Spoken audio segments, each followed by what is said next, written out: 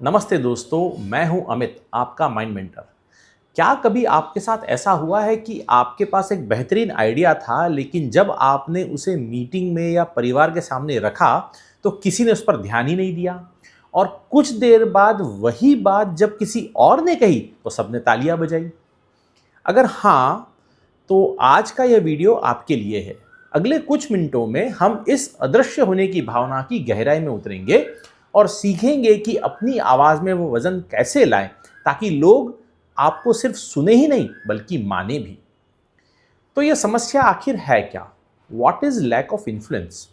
साधारण शब्दों में कहें तो यह वह स्थिति है जहां आपकी प्रेजेंस यानी मौजूदगी तो है, पर आपका इम्पैक्ट यानी प्रभाव नहीं है।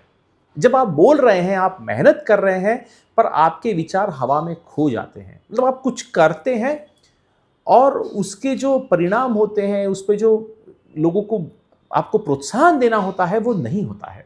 तो इसे हम सोशल इनविजिबिलिटी या कॉग्निटिव नेग्लेक्ट भी कह सकते हैं। ये कोई शारीरिक कमजोरी नहीं है, बल्कि ये आपके और दूसरों के बीच में कम्युनिकेशन गैप है। ये आप हैं, ये दूसरे हैं, और आपके बीच में कम्युनिकेशन गैप है। अब ऐसा होता क्यों है? What is the science and neuro science behind? तो ये कोई जादू टोना नहीं है, बल्कि हमारा दिमाग और उससे जुड़ा हुआ लॉजिक इसमें काम करता है। तो वो लॉजिक्स क्या क्या है? पहला, द स्टेटस क्वो बायस, यानी हमारा दिमाग पुरानी चिपको चीज़ों से चिपका रहता है। जो भी पुराने में हमारे साथ जो हुआ होगा पास्ट में, उससे वो चिपका रहता है। और जब हम कोई या आप कोई नया आइडिया देते हैं, तो सामने वाले का एमिगडाला यानी दिमाग का डर वाला हिस्सा उसे खतरे की तरह देखता है। उसे लगता है यार, पुराना ही बहुत अच्छा था, अब ये नए वाली झंझट क्यों लेनी। उसे उसमें खतरा दिखता है।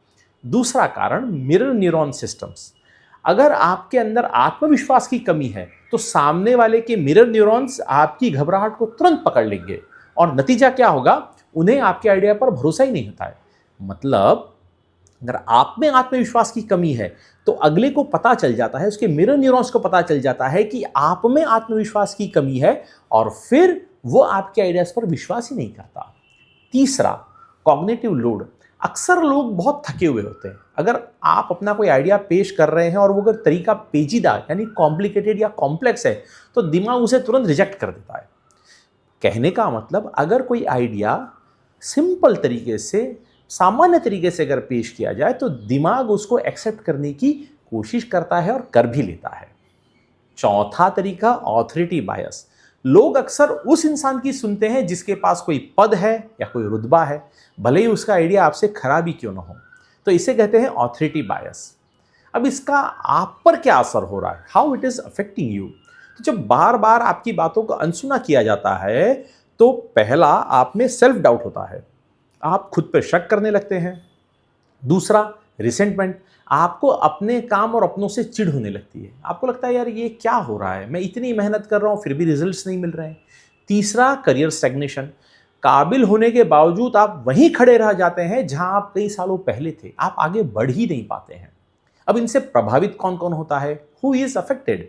तो ये समस्या किसी एक वर्ग की नहीं है, इससे हर कोई प्रभावित है। स्पेशली कॉर्पोरेट प्रोफेशनल्स, जो मीटिंग में मूक दर्शक बने रहते हैं, साइलेंट स्पेक्टेटर्स। देखते हैं कि मीटिंग में क्या हो रहा है, उनके पास कुछ चीजें हैं पर वो बता नहीं पाते हैं, वो बोल नहीं पाते हैं, कंट्रीब्यूट कर नहीं पाते हैं। दूसरा, क्रिएटिव थिंकर्स, जिनके आइडियाज तो आउट ऑफ बॉक्स होते हैं, पर उनके आइडियाज को लोग समझ ही नहीं पाते हैं। और फिर वो क्रिएटिव थिंकर अंदर ही अंदर घुटता रहता है। तीसरा, स्टूडेंट्स, जो क्लास में सवाल पूछने से डरते हैं। उनके कॉन्सेप्ट्स क्लियर नहीं हैं, उनको लगता है कि उनको अपने कॉन्सेप्ट्स क्लैरिफाई करने हैं, पर ये पूछने का जब समय आता है तो उनमें बड़ी हिचक होती है, वो पूछ नहीं पाते हैं। चौथा, होम मेकर्स, जिन्हें लगता है कि परिवार के फैसलों में उनकी कोई राय है ही नहीं, या उनकी राय का कोई मायना है ही नहीं। तो ये भी, इन लोगों को भी ये बड़ी समस्या है। अब इसके लक्षण क्या है? What are the symptoms? कैसे पहचाने कि आप इस जाल में फंसे हैं? तो बोलने से पहले आपको गले में एक गांठ महसूस होगी। आपको लगेगा मैं कुछ निगल रहा हूं और निगल पा नहीं रहा हूं, बड़ी जकड़न सी होगी आपको गले में, छाती में। दूसरा, आप अपनी बातों को कमजोर शब्दों से शुरू करेंगे, जैसे sorry, I think, may I, sorry sir, can I suggest, I think we should. तो इस तरह से जब आप बोल रहे होते हैं, तो आप कमजोर शब्दों से अपनी शुरुआत करते हैं। जबकि होना उल्टा चाहिए। आपको मजबूत और ताकतवर शब्दों से बात शुरू करनी चाहिए जो आपका आत्मविश्वास यानी कॉन्फिडेंस दिखाए। तीसरा, आइडिया देने के बाद तुरंत पीछे हट जाना, यानी आपकी बॉडी लैंग्वेज में एक सिकुड़न हो जाती है। आपको अपने आप पर ही विश्वास नहीं है, आपको डर लगता है यार मैंने बोल तो दिया पर अब ये होगा क्या, लोग मानेंगे क्या, तो आप तुरंत पीछे हटने की कोशिश करते हैं। चौथा, अंदर ही अंदर घुटते रहना और बाद में सोचना मुझे ऐसा कहना नहीं चाहिए था, मुझे ऐसा नहीं करना चाहिए था, क्या मैंने वो सही किया, क्या मैंने वो गलत किया, बार बार आप इस पे बारे में सोचते रहते, एक लूप बन जाता है सोच का। अब इसका समाधान क्या है? तो ये जो है इसका समाधान, इस तरह की समस्या का समाधान हमारे दिमाग की प्रोग्रामिंग को बदलने से है। अगर आप अपने दिमाग की प्रोग्रामिंग बदल देंगे तो आप इसका बड़ा इजीली समाधान निकाल सकते हैं। और इसका समाधान, इस प्रोग्रामिंग को बदलने का जो तरीका है उसे कहते हैं सर्कल ऑफ एक्सीलेंस। तो हम स्टेप बाय स्टेप पहले मैं आपको बताता हूं और एक डेमो करके दिखाता हूं। आप जब मैं डेमो कर रहा हूँ तो आप मेरे साथ ये प्रैक्टिस कर सकते हैं। तो याद करें एक ऐसा पल जब आप बहुत कॉन्फिडेंट महसूस कर रहे थे, बहुत कॉन्फिडेंट। आप उस पल को महसूस करना चालू कीजिए। आप उस पल में जो आप देख रहे थे वो देखिए, सुन रहे थे वो सुनिए, महसूस कीजिए जो आप महसूस कर रहे थे। पूरी तरह से अपने आप को उस कॉन्फिडेंस से, उस आत्मविश्वास से सराबोर कर लीजिए। फिर अपने आंखों के सामने जमीन पे, एक फर्श पे एक सर्कल बनाए, 2-2.5 फीट का सर्कल दिखे और इसमें अपना पसंदीदा रंग भर दें। जरूरी नहीं है कि ये सर्कल आप इमेजिन ही करें। अगर आप खड़े होकर के एक्चुअल में जाना चाहते हैं तो जमीन पे एक्चुअल में एक सर्कल ड्रॉ करें और फिर आप उसके अंदर स्टेप इन कर सकते हैं। और नहीं, अगर आप बैठ कर करना चाहते हैं तो आप सिर्फ इमेजिन कर सकते हैं। तीसरा, जैसे ही आप उस कॉन्फिडेंट स्टेट को महसूस करें, सर्कल के अंदर कदम रखें और मुट्ठी को कस के भींच लें। ये आपका एंकरिंग का काम करेगी। इस प्रैक्टिस को 5 से 10 बार दोहराएं। जब भी आप किसी मीटिंग में जाए बस अपनी मुट्ठी भींचे और आपका दिमाग वापस उसी कॉन्फिडेंट स्टेट में पहुंच जाएगा। तो let us do the live demo. अपनी रीढ़ की हड्डी सीधी रखते हुए, कंधे सीधे रखते हुए धीरे से अपनी आंखें बंद करें।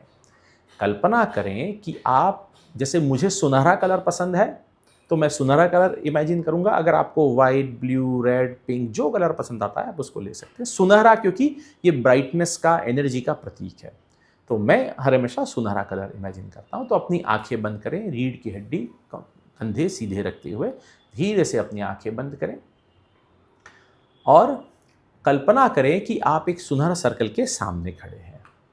इतना बड़ा सर्कल है कि आप उसमें स्टेप इन कर सकते हैं। अब अपने जीवन के उस क्षण को इमेजिन कीजिए जिसमें आप पूरी तरह से कॉन्फिडेंट थे। वो क्षण कुछ भी हो सकता है। आपने जब पहली बार साइकिल चलाई थी वो हो सकता है, जब आपने पहली बार एक बॉल पे छक्का मारा है वो हो सकता है, जब आप किसी नदी में कूदे होंगे तैरने के लिए तब हो सकता है, किसी पेड़ पे चढ़े होंगे, जब आपने गणित का कोई बहुत टफ क्वेश्चन सॉल्व किया होगा, जब आपने कोई नई चीज़ करी होगी। तो ये it can be anything and it can be very small. बहुत छोटी सी चीज़ भी हो सकती है, ज़रूरी नहीं कि कोई बहुत बड़ा पहाड़ चढ़ा हो। बहुत छोटा सा, एक छोटा सा कदम भी अगर है तो that is more than important. अब उस दृश्य में जाएं और देखें, उस दृश्य को महसूस कीजिए, उस कॉन्फिडेंस को फील कीजिए। सुनिए उस समय क्या हो रहा था, देखिए उस समय क्या दिख रहा था, महसूस कीजिए उस फीलिंग को। देखिए आपके चारों तरफ किस तरह के लोग थे, किस तरह की आवाज़ें थी, किस तरह का कॉन्फिडेंस था, आप क्या महसूस कर रहे थे, आपने क्या, किस तरह के कपड़े पहने थे, किस तरह के जूते पहने थे। खुद को आप देखिए, इमेजिन कीजिए। अब जब आप पूरी तरह से कॉन्फिडेंस से सराबोर हैं तो उस सर्कल के अंदर स्टेप इन कीजिए, जोर से अपनी मुट्ठी भींचिए, जोर से भींचिए अपनी मुट्ठी और उस कॉन्फिडेंस को फील करते रहिए, उस कॉन्फिडेंस को फील करते रहिए। देखिए अपने आप को, सुनिए उन दृश्यों को, देखिए उन दृश्यों को, सुनिए उस समय की आवाज़ें। धीरे से अपनी मुट्ठी खोलें और सर्कल से बाहर निकलें। 5, 7, 10 बार कीजिए, आपके ब्रेन की वायरिंग रीवायर होना चालू हो जाएगी। जब ये हो जाएगा तो आपको कैसा महसूस होगा? There will be a shift. तो आप उस डर से आज़ाद हो जाएंगे और जब इस डर से आज़ाद हो जाएंगे तो क्या होगा? पहला, आप बोलने से पहले अनुमति का इंतज़ार नहीं करेंगे। आपकी आवाज़ में एक स्थिरता, ग्राउंडिंग होगी। आप दूसरों की ना एक तो सुन नहीं पाएंगे, और सुनेंगे तो आपको डर नहीं लगेगा, क्योंकि आपका सेल्फ वर्थ दूसरों के अप्रूवल पर टिकी नहीं होगी। जब भी कोई आपको ना बोलेगा तो आपको ये नहीं लगेगा अरे यार उसने मुझे ना क्यों बोला। ठीक है, बोला तो बोला, उसकी अप्रूवल पर आपकी सेल्फ वर्थ नहीं है, ये आप समझ जाएंगे। अब आपको बदलाव क्या दिखेंगे? What would be the visible change?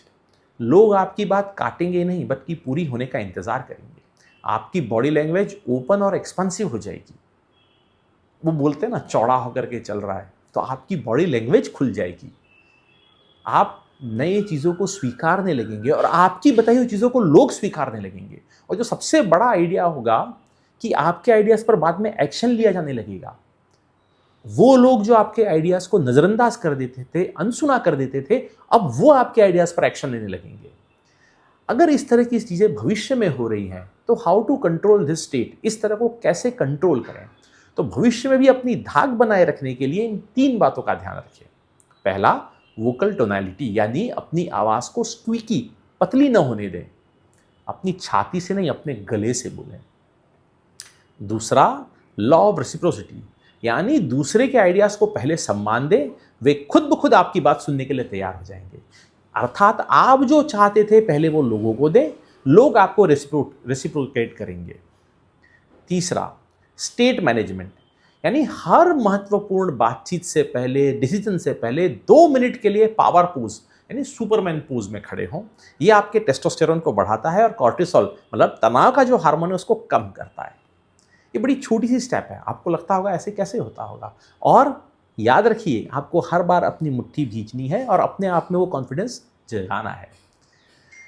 हम साथ मिलकर ये काम को कैसे कर सकते हैं? How to find the help? तो दोस्तों, ये वीडियो एक शुरुआत है।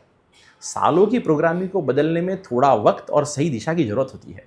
अगर आपको लगता है कि आपकी आवाज़ कहीं दबी हुई है और आपको एक मेंटर की ज़रूरत है जो आपको इस मानसिक घेरे से बाहर निकाले, तो मैं आपकी मदद करने के लिए यहाँ हूँ। मेरा उद्देश्य आपकी खोई हुई आवाज़ को वापस दिलाना है। आप अमित माइंड मेंटर के माध्यम से मुझसे जुड़ सकते हैं।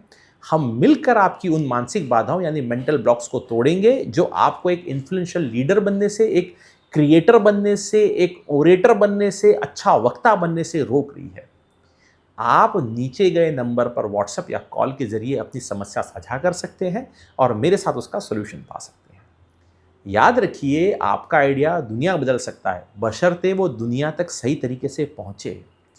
आज के लिए बस इतना ही। अपना ख्याल रखें और अपनी आवाज़ को बुलंद रखें। धन्यवाद।